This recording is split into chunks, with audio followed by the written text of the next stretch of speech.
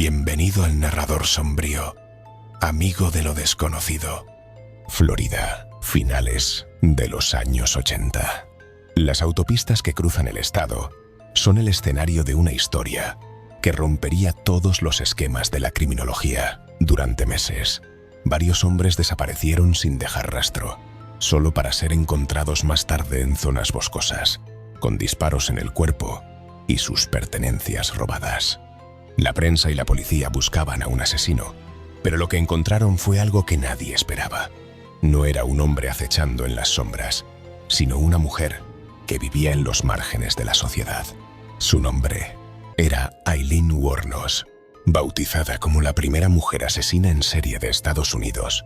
Su caso no es solo una crónica de crímenes, sino una historia de trauma, abandono y una lucha desesperada por la supervivencia que terminó de la forma más trágica posible.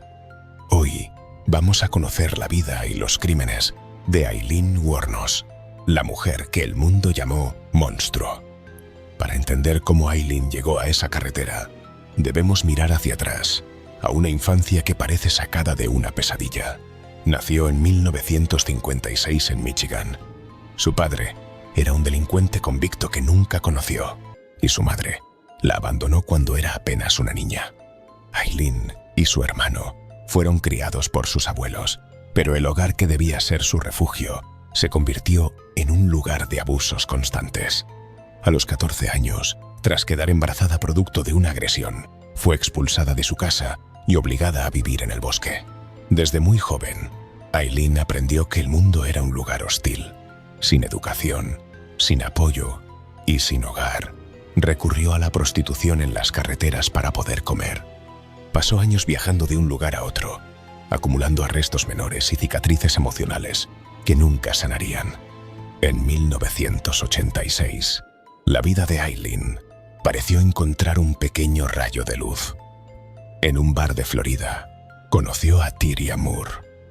Ambas iniciaron una relación sentimental que duraría varios años. Para Aileen, Tyria era lo más parecido a una familia que había tenido en su vida. Sin embargo, la presión económica era asfixiante. Vivían en moteles baratos o en coches abandonados. Aileen seguía trabajando en las carreteras, subiéndose a los vehículos de extraños cada noche para conseguir algo de dinero. Fue en este contexto de desesperación donde la violencia que siempre había rodeado a Aileen finalmente estalló. El primer asesinato ocurrió en noviembre de 1989. La víctima fue Richard Mallory, un hombre con antecedentes por agresión sexual. Aileen confesó más tarde que Mallory la había atacado brutalmente y que ella le disparó en defensa propia. Pero Mallory no fue el último. En los meses siguientes, otros 6 hombres corrieron la misma suerte. El método siempre era similar. Aileen aceptaba un viaje. Algo ocurría en el trayecto y terminaba disparando a los hombres con una pistola de calibre 22. Luego, robaba sus pertenencias y abandonaba sus vehículos. A diferencia de otros asesinos en serie que matan por placer o por un impulso psicológico complejo, Aileen siempre sostuvo que sus actos fueron una respuesta al miedo y a la agresión de sus clientes. Sin embargo, para la ley, la frecuencia de los ataques y el robo de las pertenencias apuntaban a algo mucho más oscuro. La policía de Florida empezó a conectar los puntos cuando encontraron los coches de las víctimas abandonados. Gracias a las descripciones de testigos y a las huellas dactilares encontradas en algunas casas de empeño donde Aileen había vendido objetos robados, los investigadores finalmente tuvieron un nombre. En enero de 1991, Aileen fue arrestada en un bar de moteros llamado The Last Resort. Pero la pieza clave para su condena no fue una prueba física, sino una traición. Tyria Moore, la mujer a la que Aileen amaba, aceptó colaborar con la policía en una serie de llamadas telefónicas grabadas. Tyria manipuló emocionalmente a Aileen, haciéndole creer que ella también estaba en peligro de ser arrestada.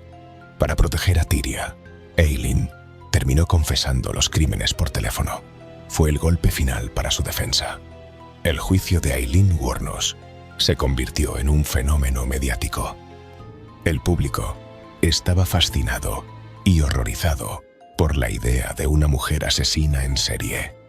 Durante las audiencias, Aileen mostró un comportamiento errático, pasando de la tristeza profunda a ataques de ira contra los fiscales y los medios. A pesar de los testimonios sobre su infancia traumática y sus alegatos de defensa propia, Aileen fue condenada a muerte. Su caso abrió un intenso debate sobre la violencia de género, la legítima defensa en mujeres que ejercen la prostitución y cómo el sistema falla a las personas más vulnerables. Incluso desde la cárcel, Aileen siguió siendo noticia. Se hicieron documentales, libros y años más tarde, una película que le daría el Oscar a Charlize Theron. Pero para la verdadera Aileen, la fama solo era otra forma de explotación. Aileen pasó más de una década en el corredor de la muerte. Con el paso de los años, su salud mental se deterioró visiblemente. Empezó a creer en teorías conspirativas y llegó a pedir que se acelerara su ejecución, afirmando que ya no podía soportar la vida en prisión. El 9 de octubre de 2002, Aileen Wuornos fue ejecutada mediante inyección letal en la prisión estatal de Florida. Sus últimas palabras fueron confusas, hablando de un regreso con Los Ángeles y de una nave espacial. Murió a los 46 años, poniendo fin a una vida que, desde el principio, pareció estar marcada por la tragedia. Aileen Wuornos no fue la típica asesina en serie de las películas. No era una mente maestra criminal, sino una mujer rota por un sistema que nunca la protegió. Sus crímenes fueron atroces, pero su historia nos obliga a preguntarnos qué responsabilidad tiene la sociedad cuando alguien es empujado hasta el abismo. ¿Fue Aileen una víctima que se convirtió en verdugo? ¿O simplemente un monstruo sin escrúpulos? La respuesta depende de a quién le preguntes, pero lo que es innegable es que su nombre quedó grabado para siempre en la historia negra de Estados Unidos. Si te ha gustado este video, no olvides darle a like y suscribirte para más casos reales. Déjanos tu opinión sobre este caso en los comentarios. Hasta la próxima, amigo de lo desconocido.